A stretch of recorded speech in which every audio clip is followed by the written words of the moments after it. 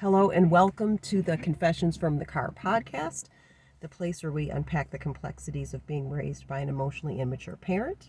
I'm your host, Courtney, and today I'm going to go off script again. When you're seeing this, it'll probably be a weekday by the time it's uploaded and put on YouTube. But right now it is Saturday.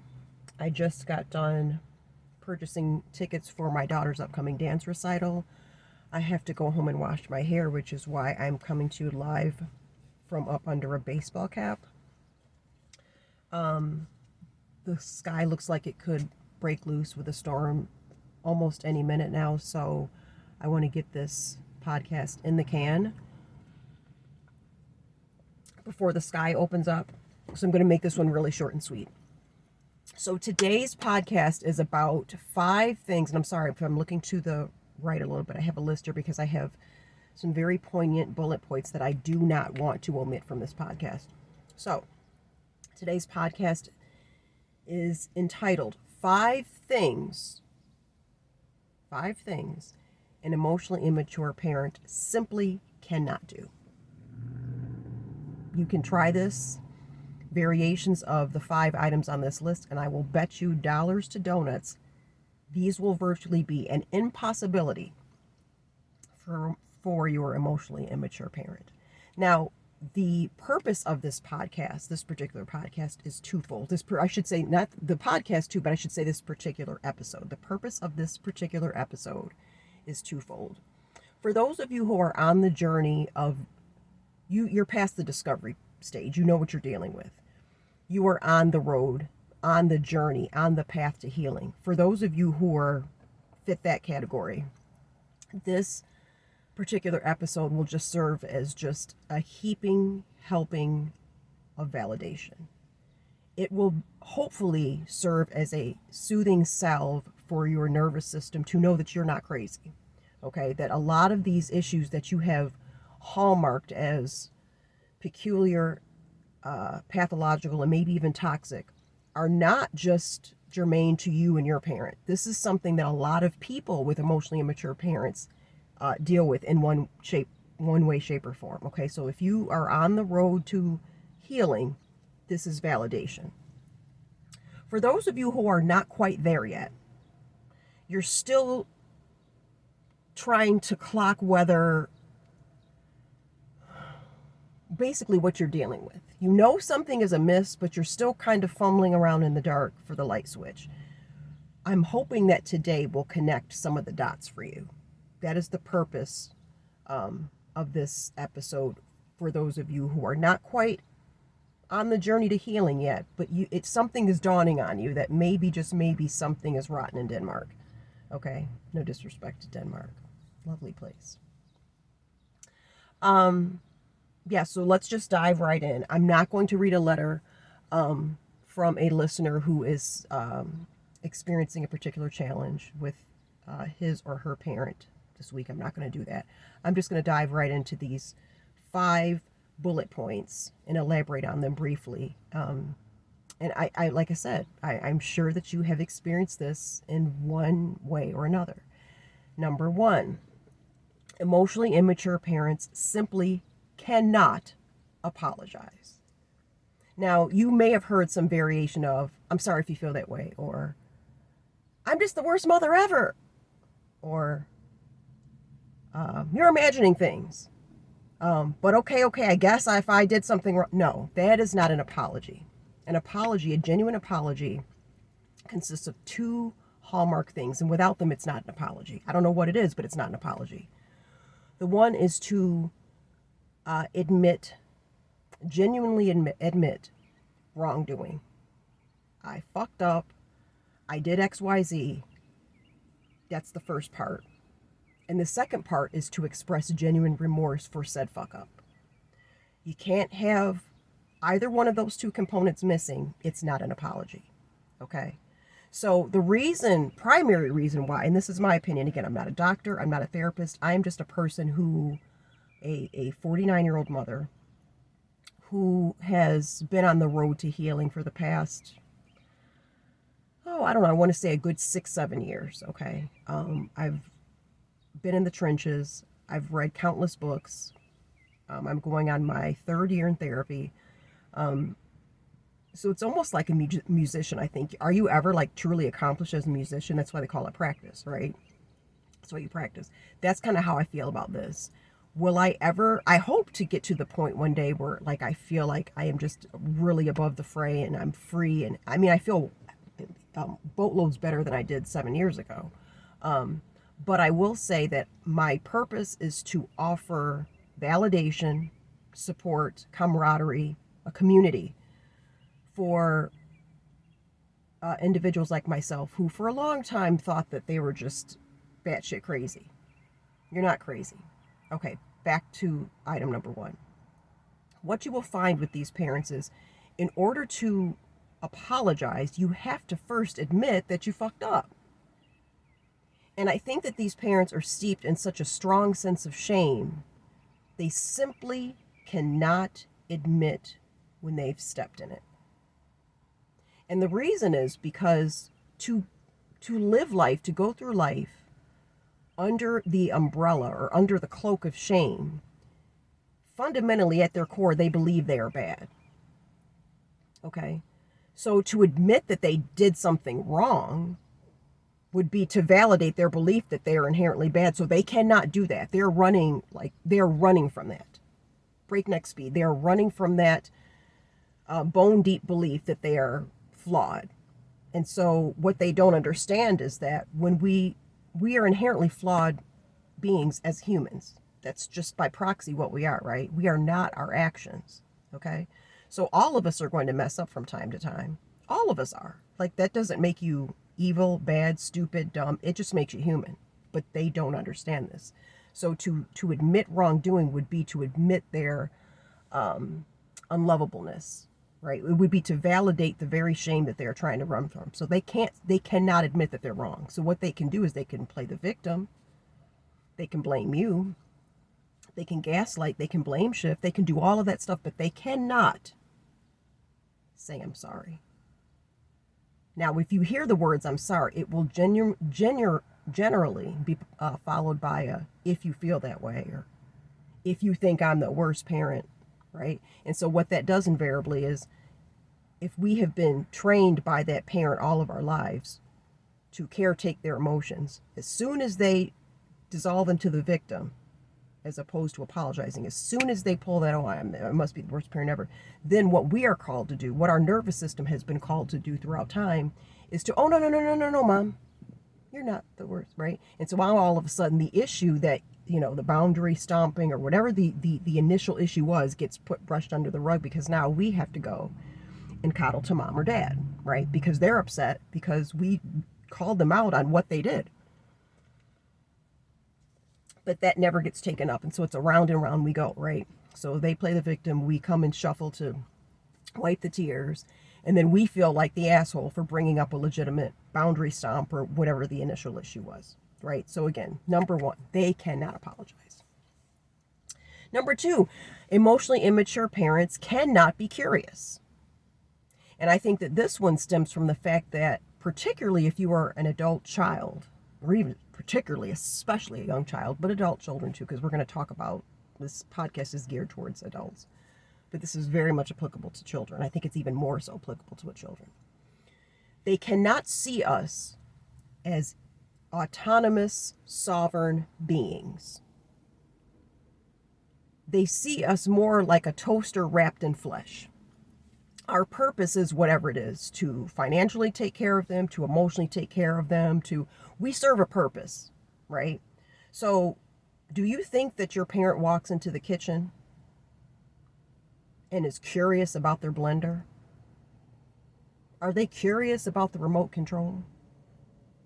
Are they curious about their sunglasses or the car they drive?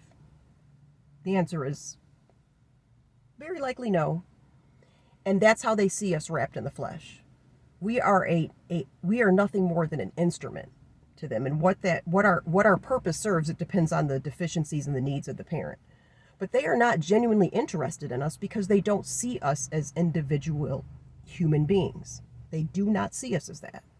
So it would never occur to them to ask their adult child, like, oh, how's work? What's going on with XYZ? What do you feel about, another XYZ? You will rarely, if ever, hear questions of genuine curiosity, because I don't think it occurs to them that we are different. They see us in the role that they have pegged us in, nothing more, nothing less. And so, one thing that I think, I did this for a very long time, depending on the mood of my parents, they would ask me questions, okay? But let's be very clear, you have to, big motorcycle going by. You have to be very discerning and listen very carefully and unpack the question that they're asking, because being genuinely curious about your feelings, your life, your happenings, whatever, is not the same as mining for intel. So what I call mining for intel is they on the surface, it looks like they're asking you questions out of interest under the guise of caring, but a lot of times that is for information. It's for stuff to file away later so they can throw it back up in your face, or they can run and tell so-and-so or someone else in the family, or a friend or whatever. And from that parent's perspective, from that emotionally immature parent's perspective, knowing information is more like it's like a badge of honor. It's almost like the same purpose that a newspaper would fulfill, right? Like they have some sense of, they feel some sense of control or authority by knowing certain things. They don't care about the thing. They just care that they know it before anyone else and they can spread it, which gives them a sense of authority and power. Look, I know this stuff. And they don't care about the stuff. They just care about mining for intel, getting the information first so that they can disseminate it, and look how in the know I am, and look how controlling it, or look how in control I am, right? So that's not the same as being genuinely curious. And you can usually tell by the tenor of the question and use your inner gut, right? If the hairs on the back of your neck stand up, if you feel this pit in your stomach like you're being interrogated instead of being genuinely questioned about, with a sense of wonder and curiosity, that's different. When your parents are asking you a question, it should not feel like, a detective interrogating you. So those two things are very different. On the surface, they look like the same, but your nervous system will clock it almost immediately before your brain does. You'll feel some kind of way about the tenor and tone of the questions. Okay, so number 2, emotionally immature parents cannot be curious. So what do we have for number 3? Oh my God, this is a big one. They, meaning emotionally immature parents, cannot offer you empathy. The best they can do is a veiled sympathy. Oh, okay. Well, oh wow, you hurt your elbow? Oh man, that's horrible. Last week I did XYZ and my foot's been bothering me and it has not gotten better, right? So usually your challenge, whatever, your I won't call it your problem, but ailment, whatever, garden variety you pick, is usually a gateway for them to express to you how they have it 10 times worse. And one of the ways that you will know this, and you've probably been, if your parent is genuinely emotionally immature, you already know this to be true. And you've probably, if you really hone into your awareness, you probably figured this out when you were quite young. And when I say quite young, like middle school, high school, it probably, the signs were probably there, whether you clocked them or not, I'm not sure, but they were there. If you look back in retrospect, and this is one of the telltale signs. If you go to your parent, your emotionally immature parent, and you are nervous about your career, have a issue with a partner, boyfriend, girlfriend, any kind of partner, romantic quandary, that you're not sure about, you're still figuring things out. If you go to them with said issue, you will likely come away from that conversation feeling worse than when you came to them in the first place. And that's how you know. You go to them because your parent is, so you think, or so society tells you, your parent is the place that is the soft spot, the proverbial, electric blanket that can hold you, hold space for you, Of course, can't change the problem, right? Can't change the problem with our significant other, can't change the problem with our, office, or can't change the problem with our cantankerous boss. They can't do any of that, but we just expect to be held, right? We expect to be heard, we expect to be understood, we expect empathy. Emotionally immature parents can't do that. They cannot do that. So, in order to offer that empathy, they have to have it. They can't give you something that they do not have. So that vulnerability that you bring to them, for whatever reason, triggers something in them that says, oh no, I'm the bigger victim here. Oh, you think you've had a bad day? Well, wait till you hear what happened to me. Well, your leg hurts. Well, you're 27 years younger than me. Why did your leg hurt? Well, I'll tell you what's worse than that is when you have this YZ going on. That's worse than your hurt leg. And then you want, it's a mind fuck, because you hang up the phone or you leave the house and you're just like, what the fuck just happened? What the fuck just happened? And you it takes a minute. You beat your head against the wall a few times because they're your parent, right? They've known you since you were knee high to a grasshopper. If you can't come to your parent, well then, like, what's going on here, right? And so eventually, though, through repetition, through wisdom, and God forbid, I shouldn't say God forbid it, but what I said, repetition, wisdom, and especially once you start reading books, going to therapy, the light bulb will just come on and you'll realize they can't offer me empathy. And it's soul crushing because you all your life, like, there was a time when your parent was your God. Right. And they're not that now. Right. But all I'm saying is it's really hard to undo that programming of the inherent belief that our parent is supposed to, because for our formative years, they were our everything. Right. And so it's really, it's hard to undo that. I don't know, that belief that when all else fails, I can go to mom, or when all else fails, I can go to dad. If they're emotionally immature, that's a wrap. Can't do that. Okay, the sky is getting darker, so I'm going to have to try to hurry this list along. Okay, number 3, empathy. Number 4, this is a big one. They meaning emotionally immature parents, they cannot allow you to individuate without a fight. They view your rightful autonomy, individuation, pulling away, becoming a sovereign adult, they view that as abandonment. And I'm going to explain why in another podcast, because there is a rather sad and unfortunate reason why that is. But alongside shame is usually within emotionally immature parents, is the fervent fear, the bone deep fear of abandonment. So your rightful steps to, individuate, become an adult, go on to charter your own course, they view that as abandonment. You're supposed to be under their thumb, and kind of like what we said with number 2. You're supposed to stay their little appendage, right?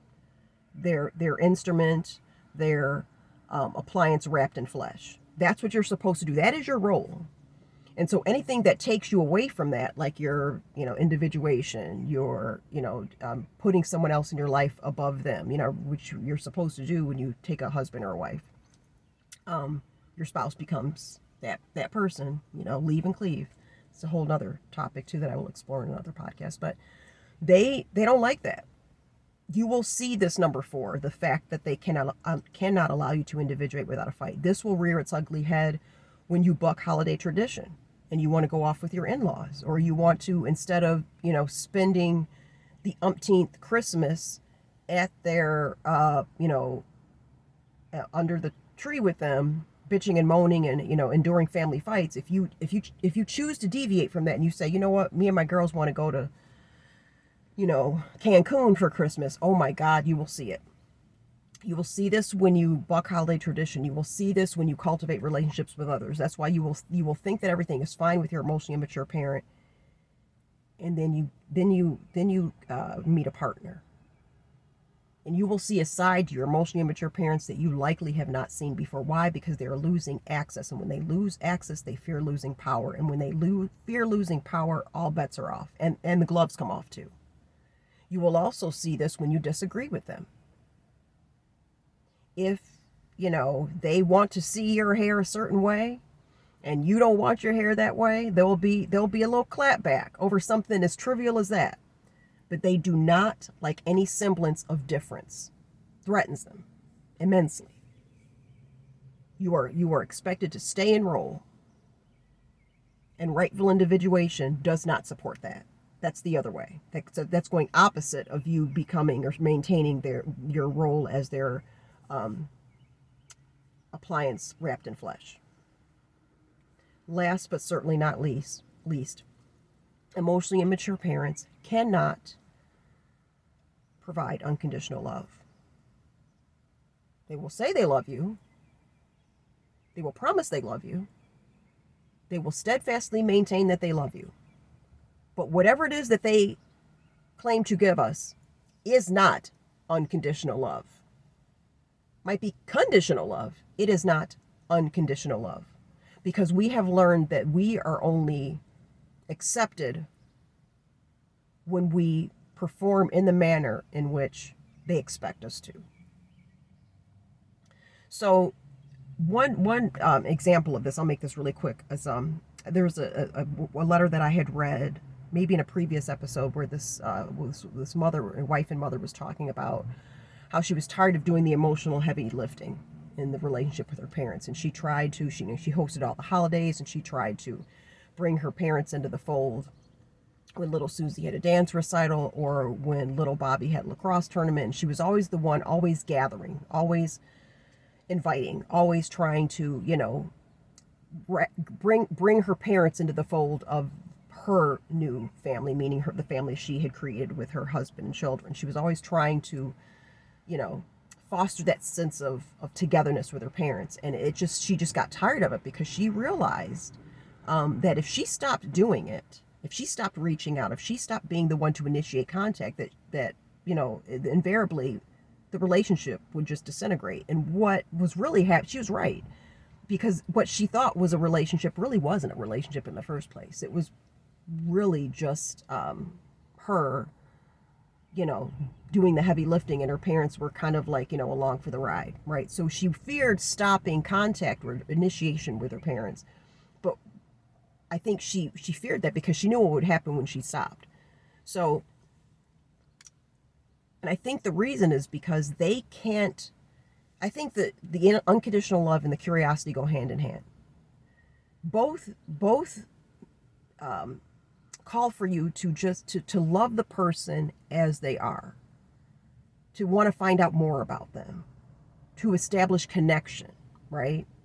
Contact is not the same as connection. So with a lot of these emotionally immature parents, if you show up on the holiday, if you do all of the visual type stuff, they think that the relationship is fine, but there's no connection there. That is just contact. That's attachment. They are attaching to us for holidays, for emotional supply, all that kind of stuff. That is not the same as connection. Connection is mutual. It's both way. But if you're always the one reaching out, doing, always the one in motion while they just sit back and receive, that is not connection. That is also not unconditional love. Maybe we're the ones giving the unconditional love, but we're certainly not getting that back. So what they call love is usually obedience and compliance on our part. If we do this, then we get some semblance of love, right? If we do this, then we get the breadcrumbs. All of these things are kind of intertwined, right?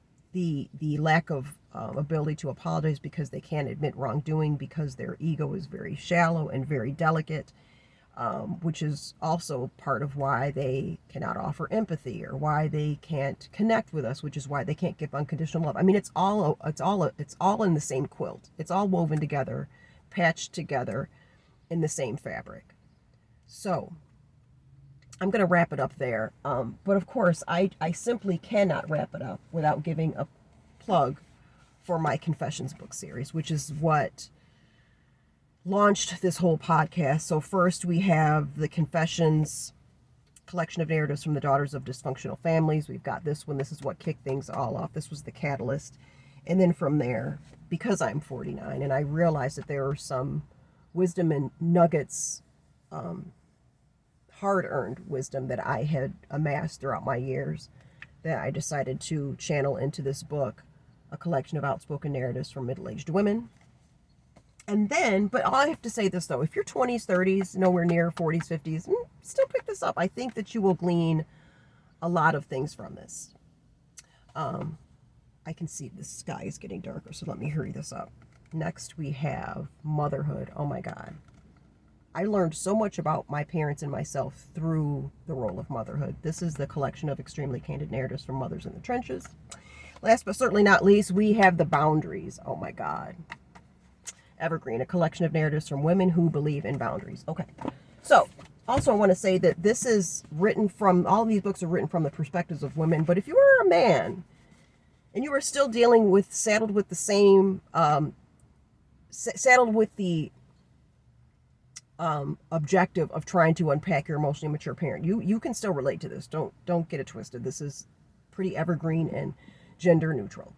I'm going to leave it there because it literally looks like the sky is about to open up. I will be back next week with an offshoot of the 5 bullet points that we discussed here, because there's, as we all know, there's way more where that came from. Thank you for tuning in. Thank you for your time, and be well. I'll catch you in the next episode.